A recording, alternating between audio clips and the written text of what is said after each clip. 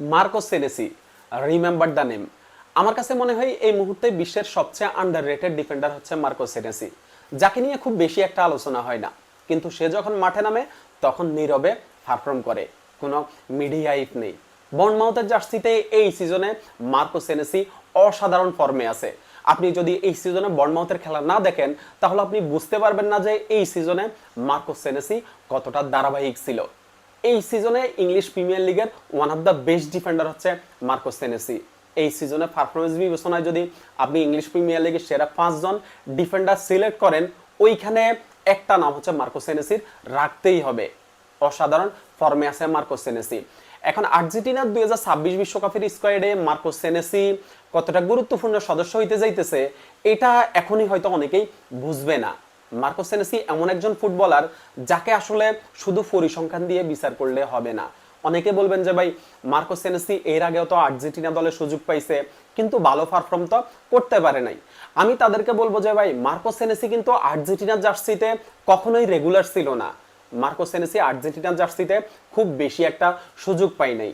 যদি Marco Senesi আর্জেন্টিনার জার্সিতে রেগুলার হইতো আর যদি ধারাবাহিক পারফর্ম না করতে পারতো তাহলে একটা কথা ছিল, মার্কো সেনেসি আর্জেন্টিনার জার্সিতে রেগুলার কখনোই ছিল না।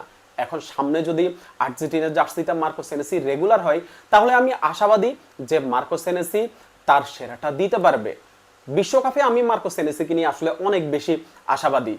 ক্রিস্টিয়ান রোমেরোর সাথে লিসান্দ্রো মার্টিনেজ জুটি তো আমাদের মেইন সেন্টার ব্যাক হিসেবে থাকবেই। সেখানে আমাকে 3 নাম্বার সেন্টার ব্যাক বাছাই করতে বললে আমি অবশ্যই মার্কো সেনেসিকে বাছাই করব। লিসান্দ্রো মার্টিনেজের পারফেক্ট ব্যাকআপ হচ্ছে মার্কো সেনেসি, কারণ Lisandro Martinez left footed centre back আর মার্কো সেনেসিও লেফট ফুটেড সেন্টার ব্যাক। এখন মার্কো সেনেসি এমন একজন ডিফেন্ডার যে শুধু ডিফেন্স সামলায় না, সে হচ্ছে দলের বিল্ড আপ প্লেয়ের অংশ হয়ে ওঠে।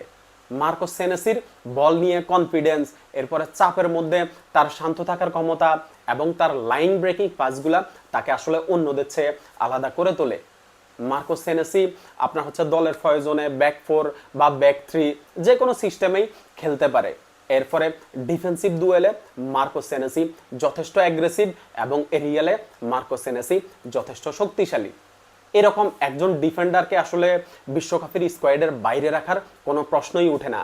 কিছুদিন আগে আমরা যে গুঞ্জনটা দেখছিলাম যে মার্কো সেনেসির বদলে রিভার প্লেটের মার্টিনেজ স্কোয়াডটাকে হচ্ছে বেশি একটু প্রায়োরিটি দেওয়া হচ্ছে, তাকে হচ্ছে বিশ্বকাপের স্কোয়াডে রাখার যে একটা গুঞ্জন আমরা দেখছি, এই মুহূর্তে আমার কাছে মনে হয় যে লিওনেল স্কালোনি তার ওই সিদ্ধান্ত থেকে সরে আসবেন।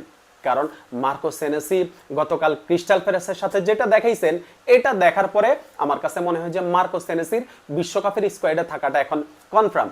আশা করি 2026 বিশ্বকাপে যদি মার্কো সেনেসি সুযোগ পায় তাহলে মার্কো সেনেসি তার সেরাটাই দিবে।